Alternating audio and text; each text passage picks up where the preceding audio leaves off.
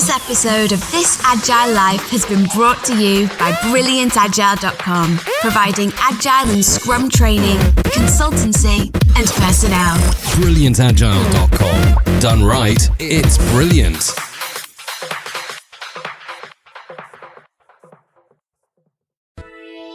Released on Sunday, May 24th, 2015.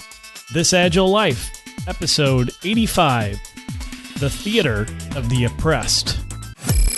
The software industry transforms more and more every day. Agile methods are quickly replacing traditional ones. The question is, are you agile enough?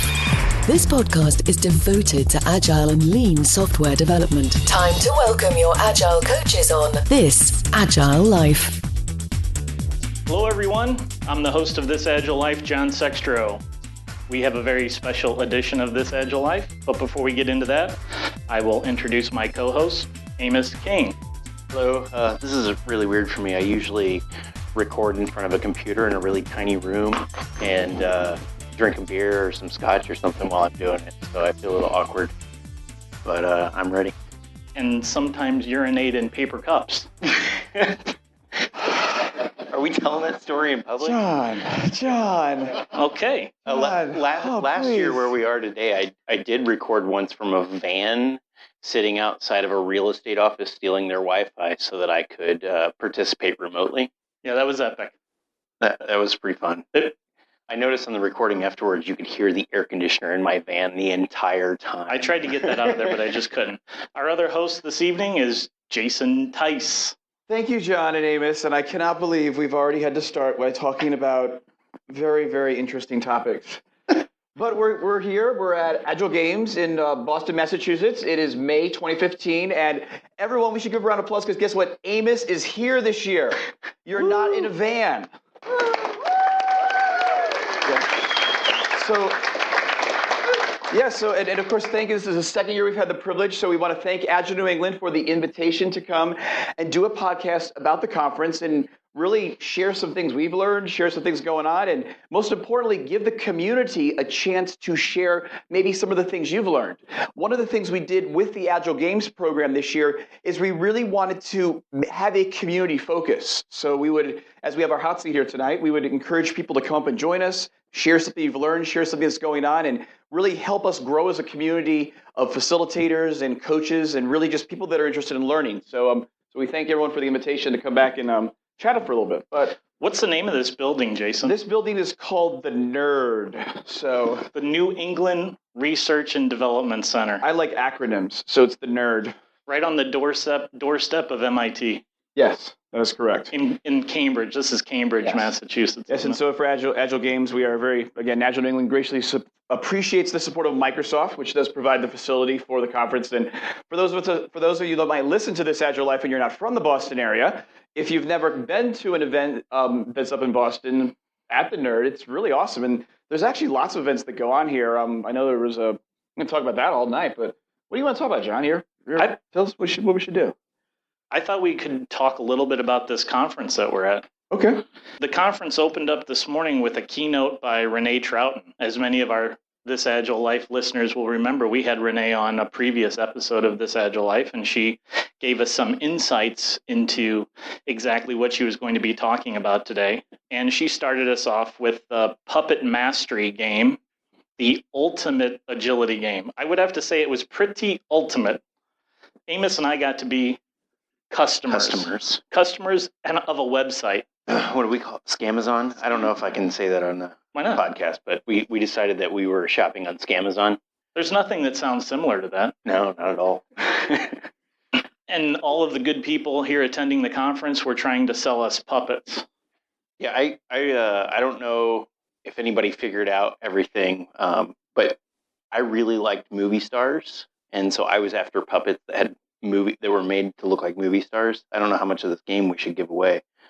I think that's enough. Well, I'd love to see if anyone would love to come up and ask some questions, because what was interesting is John and Amos, you guys you represented the customers in the game, and you guys had some special criteria that everyone else who was on the teams did not know, and so kind of the. To be fair, we barely knew those criteria. Well, but again, you guys had information, and we kind of, those of us who were building, and I was on a team building puppets, we had to effectively simulate the act of building the puppets, and then release the puppet, send it up to basically you guys to decide if you want to invest in it, and Richard was up there with you too, and I'd love to know if anyone has a question that you would have loved to have asked these guys up front, or something that maybe if you had asked them sooner, you might have learned more. I don't know if anyone's out there. Or what was it like until someone comes up to ask a question? Maybe you could relate to everyone in the audience, listening audience, what it was like to actually be creating the puppets. Because we didn't have the experience of understanding what was going on at the tables in the puppet creation process. Let's explain what happened in this game. It started, and our sprint started, and the first thing that happened, we had a product owner, and our product owner on our team was actually David Grable from Agile New England.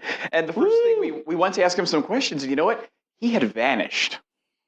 So he wasn't co-located with you? No, he had to go to a special meeting with some of the other product owners to figure some stuff out. And so right off the bat, we're like, well, what do we do? You know, we had a product backlog and such, and it was kind of interesting. And I know I see people here in the audience kind of laughing because we all know that this happens. And actually, it brought back memories of Agile New England did an event here, and it was when was it? It was the fall of 2013. It was the Deep Agile event where Jeff Morgan from Lean, he was with Lean Dog at the time.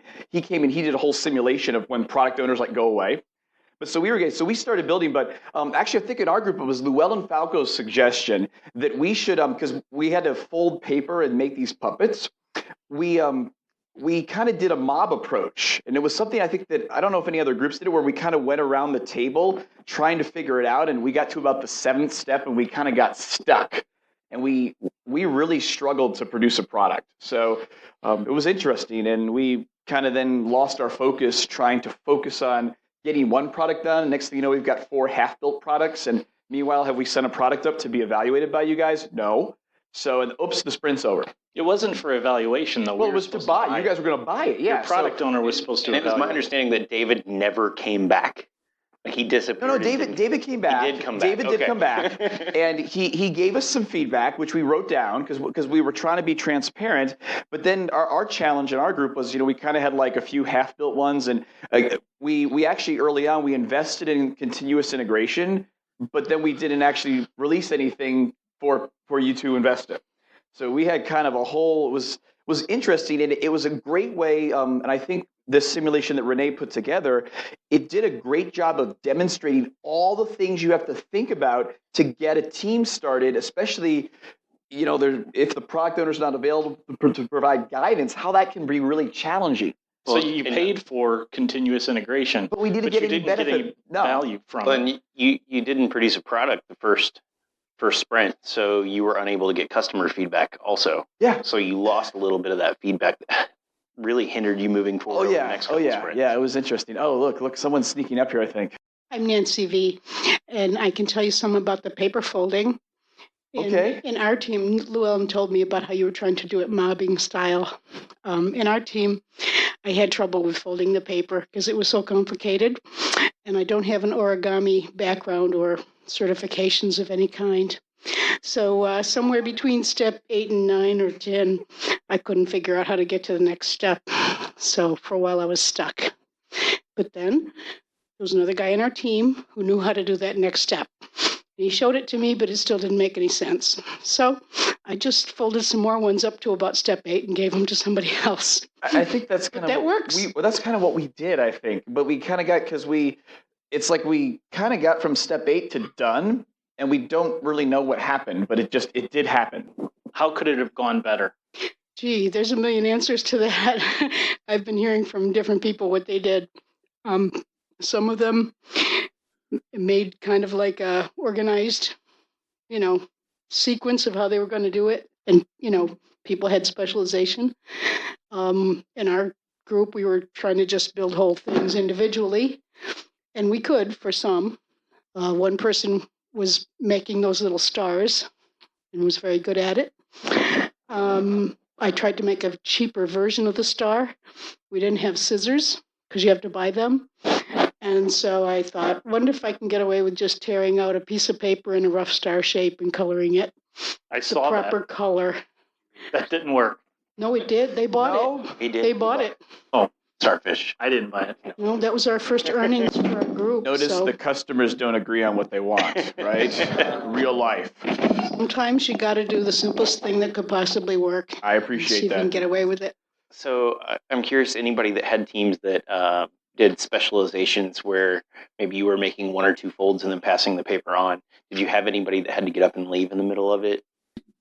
Well, we had a weird one with the mob scenario, because what kind of happened with the mob is it always started in the same place. And so people actually had some individual specialization. And then we kind of got to where people were busy. And so the cadence got out of sync. And it's like, oh, what do I do now? Because I have to learn a new job. So that was great for mobbing to promote learning, but it's just something to be mindful of if you're always doing the same step over and over again. And again, think about that from a delivery team or a development team. If you're the person that always works in a particular portion of the code base. So that can be very dangerous to sustaining the whole team approach. So I thought it was great, and it was kind of neat to see that, at least for the pattern that we have with this mob, that if you're mobbing, you want to make sure you're doing things so you're changing the driver and everyone's involved, so everyone's learning, and it doesn't just promote an assembly line model, which is kind of what ours was evolving to, which obviously our team did not win. I will share, so I don't even really know how we did. I don't. The winning team did very well. So the rumor out in the conference hallway, there's always a rumor mill in the conference hallway, was that you guys were distracted by Llewellyn's green hair. Really? Why don't we move on past Renee's keynote and talk about the second session of the day, and there were actually three. Amos, what did you go to? I actually went to the same one as you. I know. That's why I asked you. Because you didn't want to answer. Well, you knew where I went. Why'd you ask? I wanted to let you have a chance to talk. All right, so we went and saw Wade Stallman's talk on improv. I don't remember what it's called. Warm up your meetings with improv.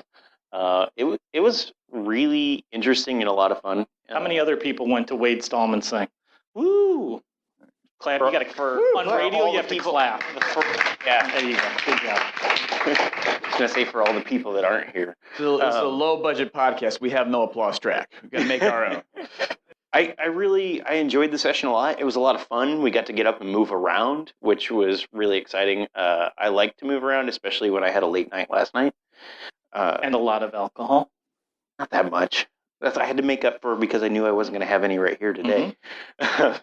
I like that Wade talked about playing improv games at the start of your day, like right at the beginning of your stand-up. Just take 3 minutes and play an improv game. And I thought it was really good because 3 minutes is something that's really tiny to ask a group of people to do. And you can usually get over any impediments of, I don't really want to do that because it's such a short period of time. And there were a lot of ways that I felt like I built a little bit of a connection with even the people that were on my improv team for that session. That was pretty exciting. I agree. I thought that was really great, and I frankly thought I was going to hate the session. I didn't think I'd be able to find any applicability of it to what I did. Why, John? I'm curious. Why? I couldn't imagine how improv had anything at all to do with software. And it doesn't, but it has everything in the world to do with trust, communication, collaboration, and what was the fourth one? I forget. It started with a C. We have someone coming to the hot seat to bail us out. Merrill. Hi, Merrill Lamont, Scrum Master, Agile Coach with Zipcar. Creativity is number 4. There you go.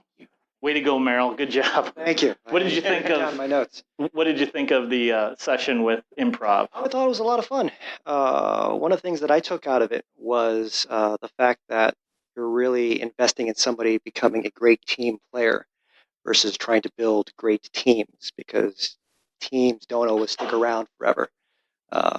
And so this way you can kind of spread how good teams can form if you make everybody a good team player. Awesome. I think it's really important. I do this with my kids too, is the yes and game that we played.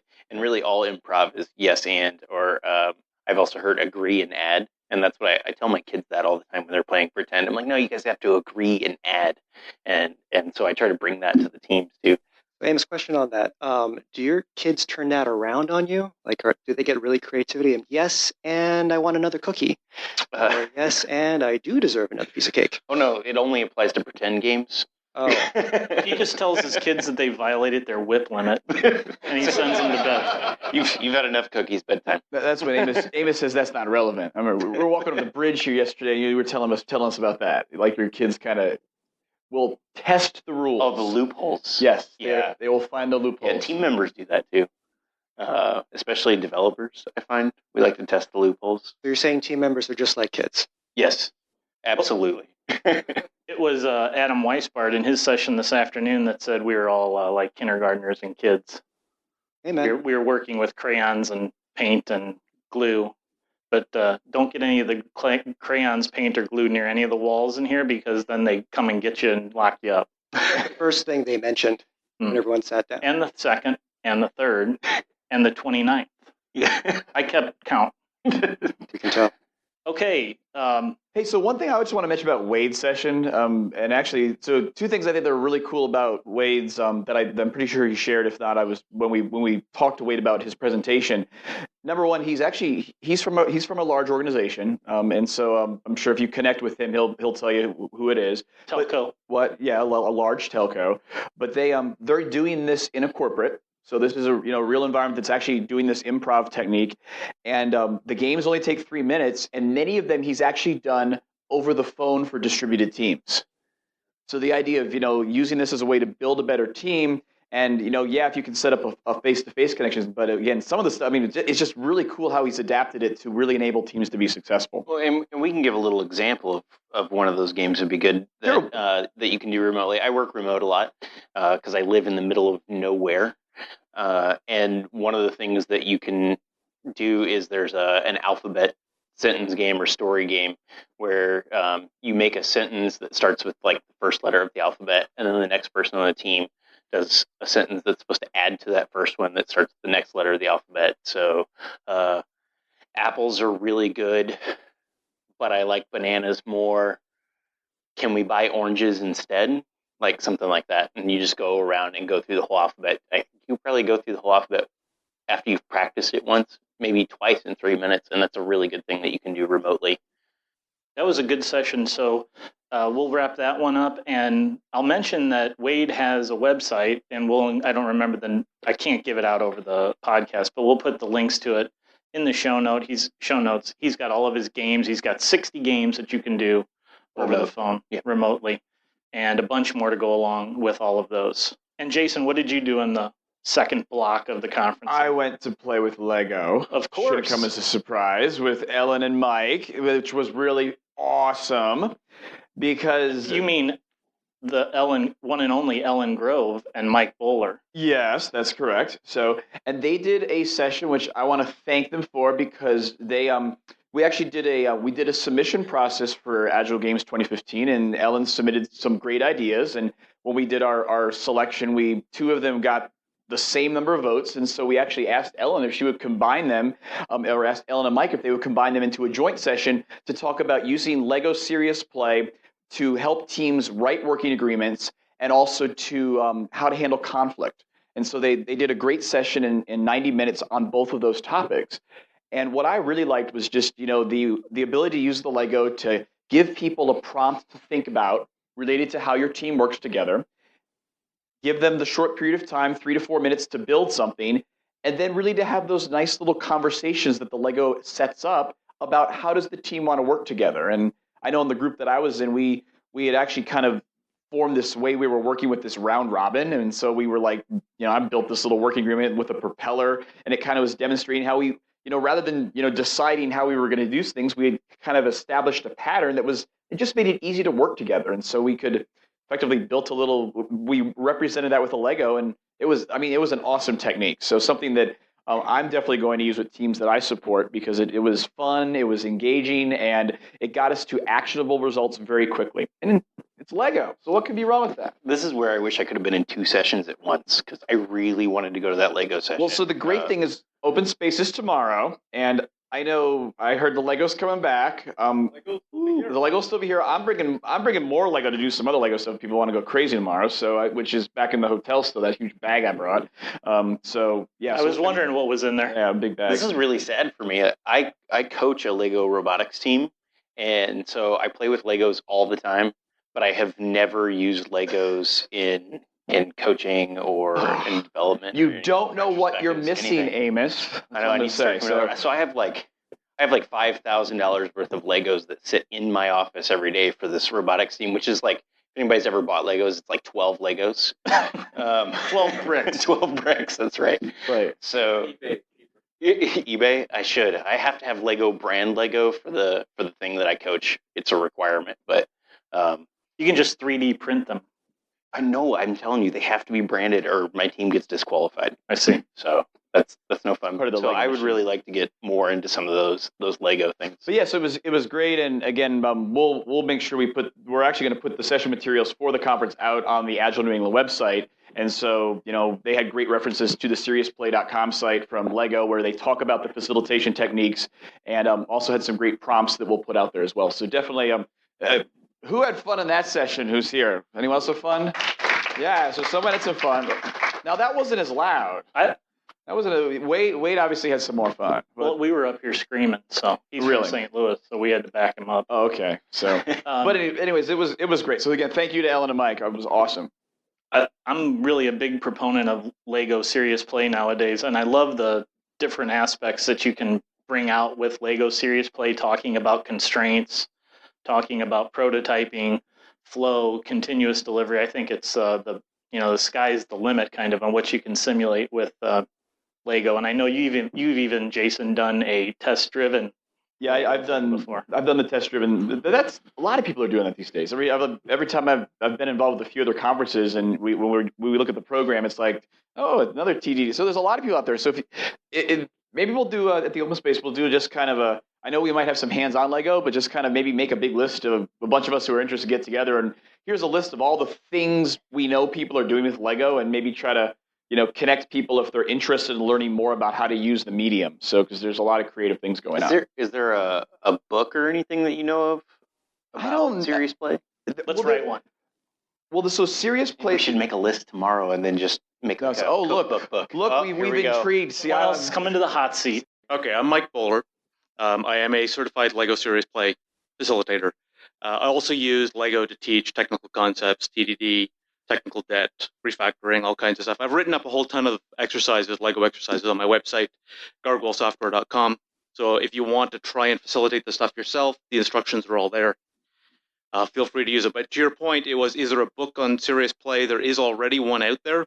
There is another one in the works. And there is a bunch of information out on the Serious Play website, which is seriousplay.com. All right, Amos, what session did you go to in the third block of the day there?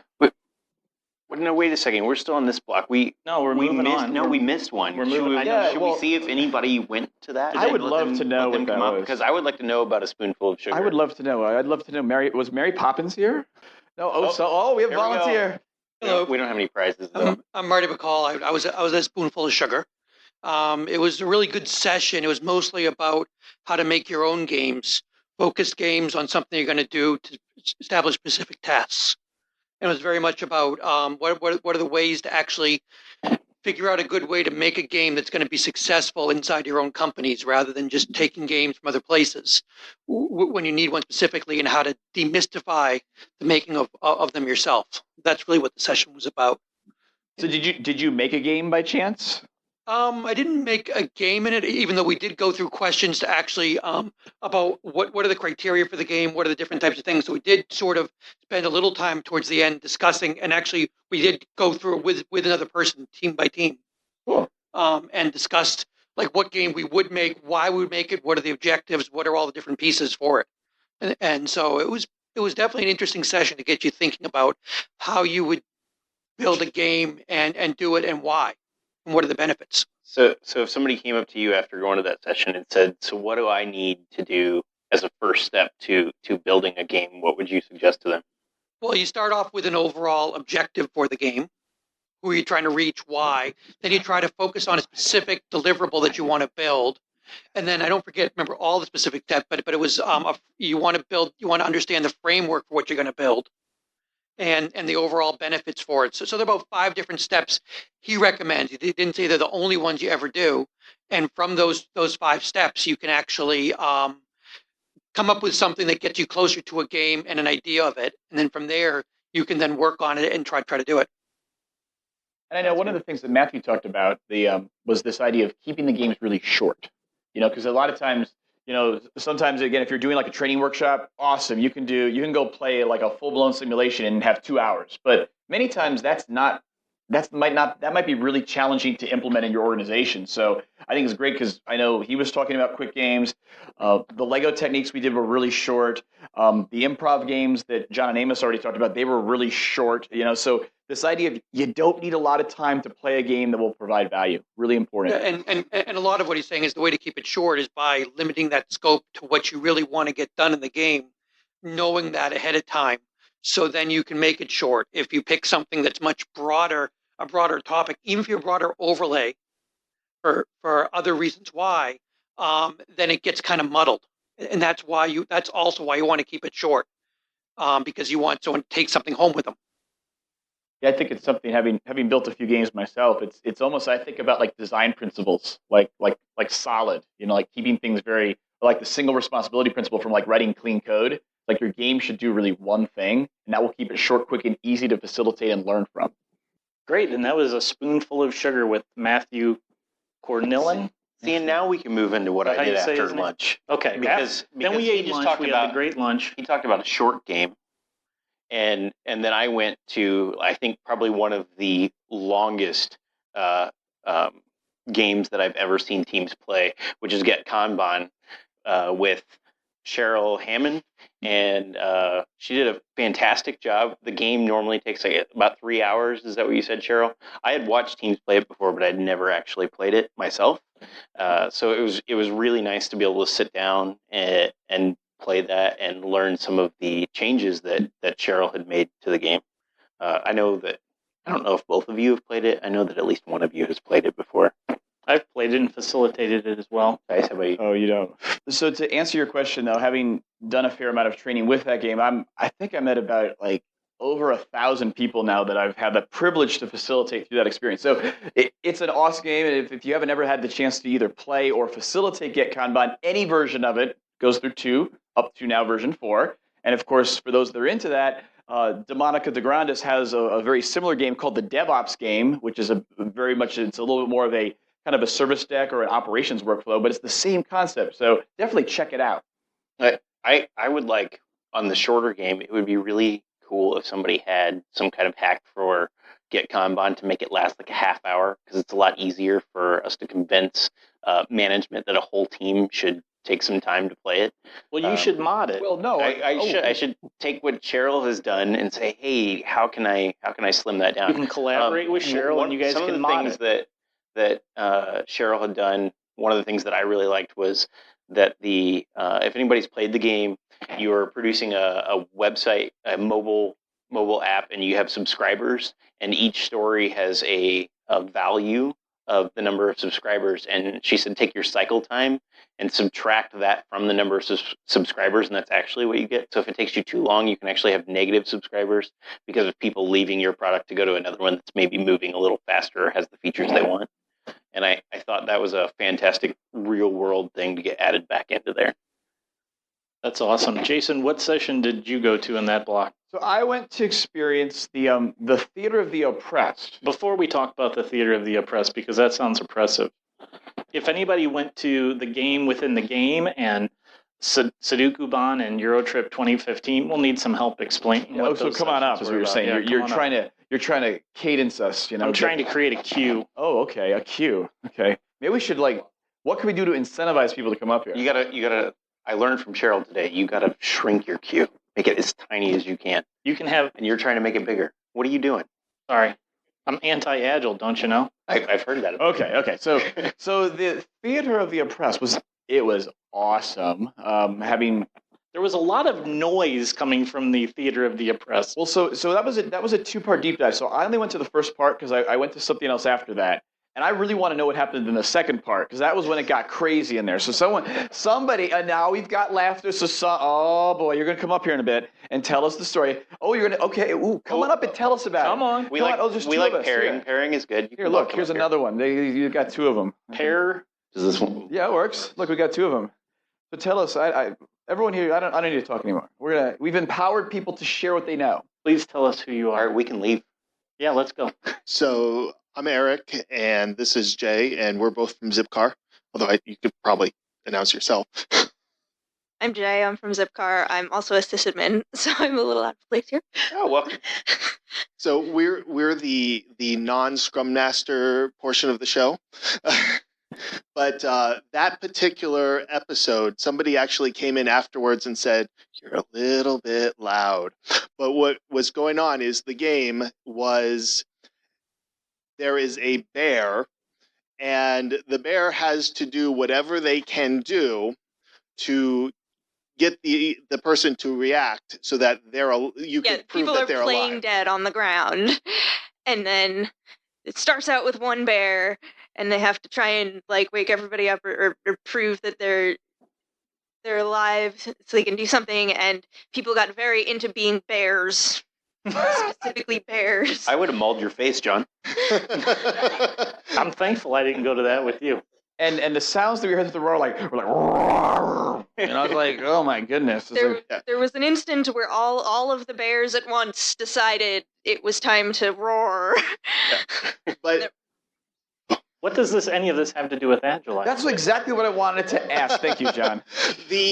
What it was structured was that each individual game got more and more to using your body, and also into using trust. To the last game was people being blindfolded and running straight into a goalkeeper and basically a human safety net. And basically it's this whole trust thing. And the place where it gets back to Agile is, in many cases, we don't think about ourselves in the body, and it goes back to no resources. We don't think of ourselves in the person. We live way too up in our heads as developers. And this was a lot of not only reconnecting with our bodies, but there's the theater of the oppressed also has a lot of political implications, but at least within the Agile implications, the whole bit of how much we are, with each other and think of each other as human beings rather than just, like part of a machine. And what I loved about the session, and again, I was torn with what to do for the second half, was it was all physical performance. So all of the games, like we did a game that was really funny that I got to tell a John and Amos joke, because John, I don't know, it's your left shoulder, right? Yeah. So we're walking around Boston yesterday, and I don't know what these guys were doing. I was walking around looking at stuff, but every time I turn around, John's telling Amos, "Don't touch me," because he's got a shoulder issue. So we played this game where there was a person who was the driver, and the other person was the car, and the car had to close their eyes and walk around, and where the car needed to go, you had to tap on their shoulders. And I'm just oh, this would have been awesome yesterday. But what I loved is, again, it's a way that, number one, if you're in IT and you spend most of your time working at a cubicle or in a team area or at a desk or at a workstation, it gets you up, it gets you moving around real quick, which does a whole lot of psychological and kinesthetic things for your body, which will make you work better. So I thought that was really awesome. And the other one that I love was we did this activity in there where we had it was the hypnosis game, right? Yeah, and so what they did is there was a person in the middle who then was hypnotizing a person on their left and their right, and then those two people were hypnotized. So it effectively, what it looked like a labyrinth, or kind of like an org chart. And what was interesting, as the person in the middle moved very slowly, the people on the outside had to move. They had to move faster. And so if the person in the center moved too quickly, it would almost get out of control at the sides. And if you've ever, I've done reading and done a lot of work on change inertia, or how fast your organization can change. It was an awesome visualization that you could use with a large group to just demonstrate how we need to work together and really promote organization in small groups versus in a huge organization where it's hard to keep everything working together. So it was just great. It was fun. So, and that was with Ellie Friedland and Christina Marin. That's correct. And then they're from academia. So they're using these techniques in academia to demonstrate problems. They're working with corporates, on the business side to use them. And again, they were here at Agile Games to show how really in the IT or the IT business piece, all of these topics make a lot of sense. So that was neat. Trust came up a lot in the sessions. It always does. And I think that it's very validating for us because I think like our first 56 episodes or something were all about trust. So that's fantastic. Every time we bring up a topic, we usually end up on trust at some point. Well, but I think that's Meryl hasn't gotten past the episodes yet where we've talked about something new. Haven't just beat it up over trust. But I think that's a fundamental element of gameplay. Or put this way, it's an element that if you have a game, it comes out very quickly. Is trust. So again, like Amish, you and I are going to do a little fun game, and we're going to close my eyes, and you're going to guide me around the room. You better trust me, And what's interesting, but you're the one with your eyes closed. Well, no, because then and we're I have to trust you. Then we're going to change roles, or yeah. It's funny. If you haven't blindfolding people is very insightful. Both the experience of what happens when you are blindfolded. Can we keep this PG, Tice? And there's that. Okay, now we won't go there. All right, let's go on. What else we got here? We got Renee Troughton. She must have been worn out because not only did she fly like 20 hours, but then she did 2 sessions today. So she did another one on Sudoku-ban and Euro Trip 2015. Did anybody go to that session that wants to share with us? Oh, Mike wants to come back. Mike, come back up. Mike, come on back up. You don't have Mike, to put your shoes Mike, on. Mike, it's like this is the watch out for Lego. All right. I really enjoyed the session she did. I like the Sudoku-ban better than the Get Kanban game. Yeah. I played the Get Kanban and I enjoyed it, but I actually liked the Sudoku-ban better because we were solving a real problem that got everybody on the team focused on solving problems, which is what we do day to day. And so we sort of forgot a little bit about the process, and we ended up having better conversations about the process as a result than we would have with the Get Kanban game, in my opinion. So it was a really neat approach, and we truly had some people who were very good at Sudoku, and we had some people who had never seen it before, and we had a bunch of people in between. So it was a really, really good simulation, in my mind, for dealing with all that. I think what I like about the Sudoku-ban is it actually really demonstrates the act of building something. Mm-hmm. And so it really is a great example, like you're saying, when you've got a Sudoku pro on your team, and then again, if anyone's ever played Sudoku with me, I'm not very good, so it's like kind of like me as a coder, right, Amos? And but the team's being judged on their output, so it's a great real life simulation of that, which I think is really great especially like for a dev team. Get Kanban, to its credit, it really is a great game to demonstrate the mechanics of a Kanban system. So if you really want to focus on that, it still is a great game. But what I loved about what Renee did is she layered those two things, both the fundamentals of a Kanban system, but then also doing real knowledge work or complex knowledge work on top of it. So which does change the whole nature of the simulation. Totally. Really like that. Totally. Well, it also makes it, kind of going back to what we talked about with Spoonful of Sugar, it does add those two concepts into it. So the fundamentals of a Kanban system, as well as doing complex knowledge work within that system where lots of things can change, trying to work as a cross-functional team versus simply working on the mechanics of a Kanban system and simulating work by rolling dice. So they're both great. So, but maybe Renee will come back and do it in the open space tomorrow, and then I can compare both and see how I feel about it. Yeah, it would be good for her to do again. So Amos will offer his expert opinion. I don't know about expert. Okay. Thank you, Mike. Can anybody help us with the game within the game? Give us a summary of Brian's session. Mike? Yeah, Brian, are you here? Yeah, Brian. I didn't get to stay in the game within the game. I gave up my seat so someone else could participate. We appreciated that. We actually had some late entrants, and it kind of added a little variety to the game. So how did it go? Overall, I think it went really well. We kind of pioneered a new technique, this idea of the meta hat, where we would go through a game, we'd have someone facilitate, we'd have some observers, and then from time to time, we'd actually stop and kind of talk about how the game is going, how the facilitation, how different decisions about logistics, the way we framed it, are impacting kind of the experience that we're producing, and kind of getting people to think about, the game almost as a performance, and what type of experience we're producing, and if that's kind of creating the experience that we want or not. And what was what do you think was the key takeaway for the people that were in that? You had what was it, an hour or 3 hour session? It was about almost 3 hours. Probably seemed like an eternity for those poor guys. No, I can't imagine. There was a snack in between. Yeah, we gave them a break. We let them out for a minute or two, and we locked the door again. No, it's a good question. The key takeaway. I mean, I think the interesting thing was we definitely had some people in there who were like, I've never done a game before, and I want to figure out how to do that.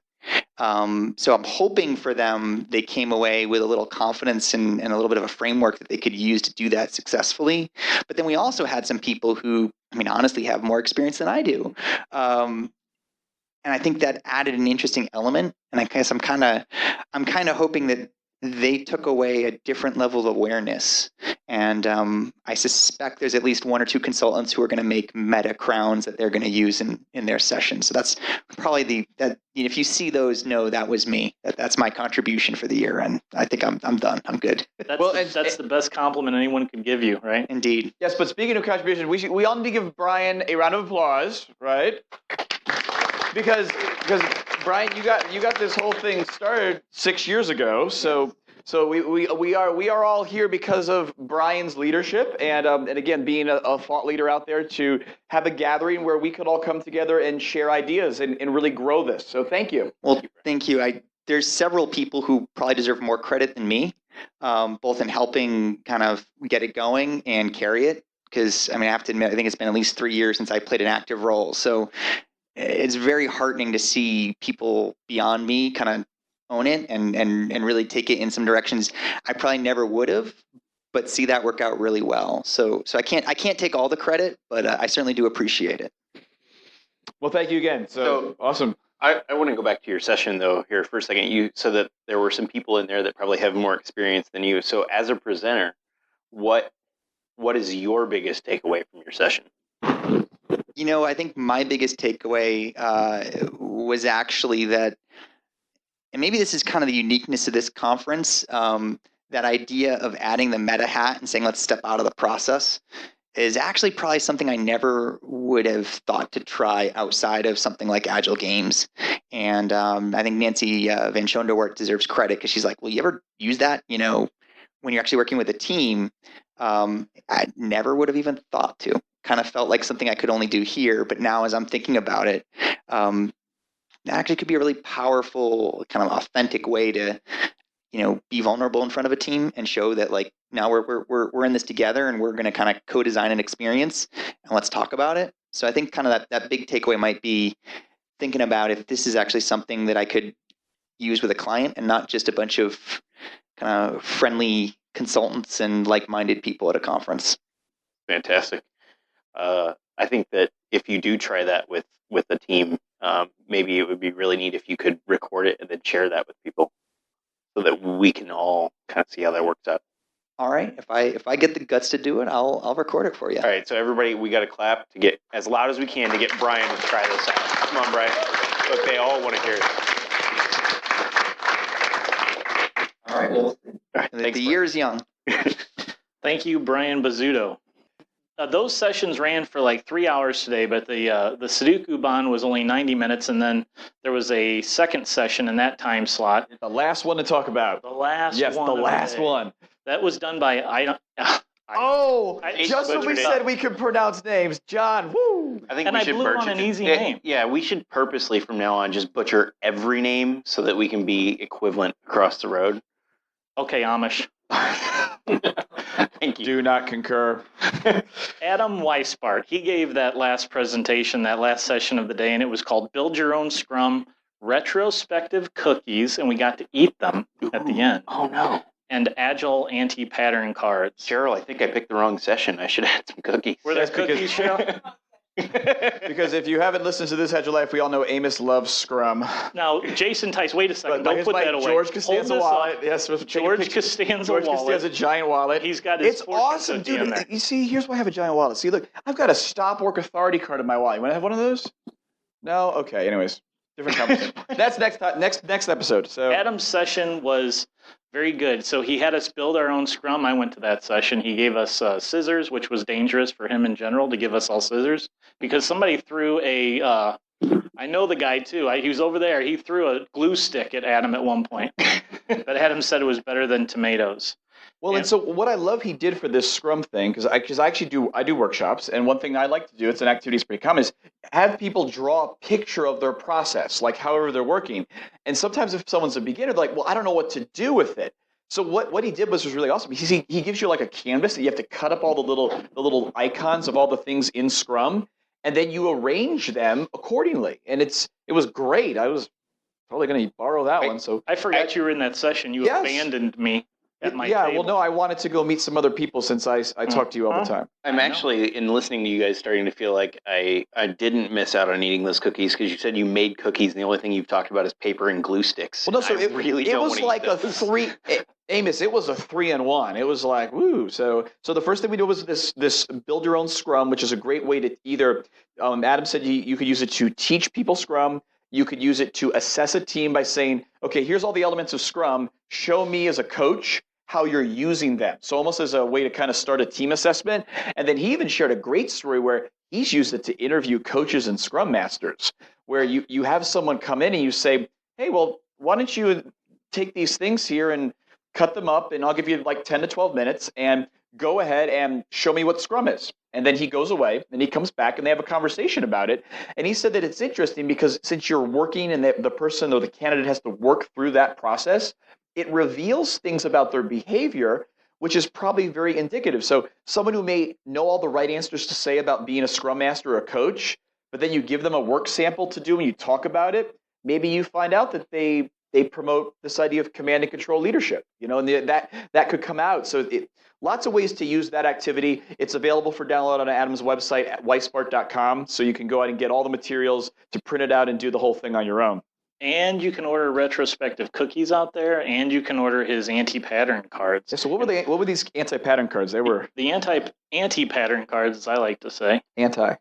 They had all of these bad things that happen on teams, like when your VP comes in and says, your velocity is not as fast. Like when Jason comes in, the VP, and says, when Big Enterprise comes in and says, your velocity is not as fast as this other team, you need to speed up. The Big Enterprise shows up and says, go faster? Yes. Oh, that would never happen. How do you deal with that on a team? And you pull these out of the deck of cards, and then you can discuss them as a team. You can do a retrospective with those cards. Yeah, and what was amazing, so because he gave us, the group I was in, he gave us 4 cards. One was like, you don't do QA within the sprint. I'm trying to remember now. Oh boy. Anti-pattern. Yeah. What was funny is everyone in our group said that, oh my gosh, we have all 4 of those. So it was really cool because you could almost put them on a table and say, let's kind of slide them around. Which are our biggest pain points, and use that to decide what problems to solve first. So it was really cool. And what I love, if you haven't seen Adam's little funny video, it's it's the bad things Scrum Masters say. I'm not gonna say the bad word, but see, he's got a very entertaining. Most of those that video is based upon those cards. So most of the what's on the cards, Adam kind of plays the role of the bad Scrum Master in that video, and he kind of talks about it. So you mean like, I noticed that you have a lot of things here in WIP. I think that you just need to add 1 or 2 more, and we'll be good. Yeah. So that was cool. And again, did you save your fortune, John? I didn't. Go ahead. So then he had these retrospective cookies, which were fortune cookies, and everyone opened it up, and kind of thing. You open it up and you talk about the questions, and you can have a retro. So the one that I had out of my giant wallet was, what's our product vision? So first and foremost, in the retro, does the team even have a vision?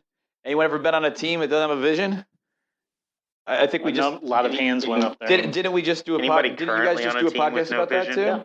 Yeah, so that's a real problem.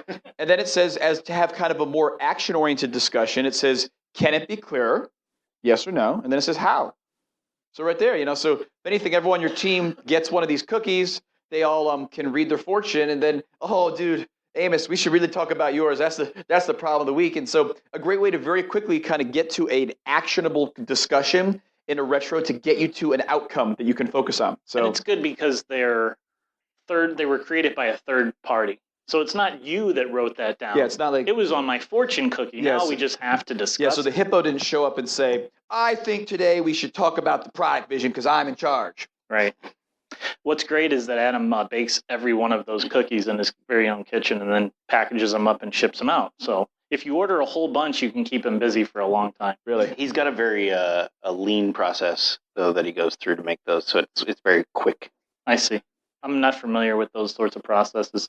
You'll have to explain them to me at some point. We'll do that later. We'll talk off. We'll do that later. But speaking of later, beer. But here's the good news. So guess what? That was day one of Agile Games 2015, and we're not done yet because we got our open space tomorrow. So it's this year, 2015, it's a 2-day event. Next year is probably gonna be a little bit longer, actually, in 2016. It'll be in April 2016. So if you're listening to us, check that out. It's agilegamesnewengland.com is the website that will always have information about the upcoming conference. So check that out tomorrow. It's May. We're gonna have an open space. But before that, Llewellyn Falco is gonna come and do a keynote. He's gonna talk about strategy. And what he's going to be talking about is, imagine we change the strategy and the reasons for why we play games. Think about it. Instead of if we played games about winning, what if we played to learn? What if instead of trying to, when we're playing and we're thinking about the rules, think about the rules that don't exist. Think about that. Well, think about if you could play for an unexpected prize. He's going to get us all fired up in the morning, and then we're going to have this open space that we're going to take all the great ideas we learned about today, and we're going to see what we can do with them. So it should be a lot of fun. So my favorite thing about having a second day of this, outside of getting to hang out with these awesome people for another day, is that we have one more podcast that we can do about this, so we don't have to plan anything for later. I thought you were going to say that you got to drink at the end of the day today. Wonderful. All right, well, that's all we have time for. Did I do all right? I made it through the whole thing. I didn't say any cuss words. How about let's give Amos a round of applause. Yes. Thank you, Amos. And we would like to give a round of applause to all of the people here at Agile Games 2015 with Agile New England here in the Microsoft Nerd. Thank you all for being here, and thank you for coming to the conference. We invite you to visit us at our home on the web, thisagilelife.com. Check out all of our past show notes, and you can subscribe to the podcast and see all of our past episodes. And most importantly, send us feedback. So connect with us on Twitter or the website and let us know what we can do to have a better podcast, even if it's a live show at a conference, and we'll see what we can do about that. Thanks for listening, and keep living this Agile life.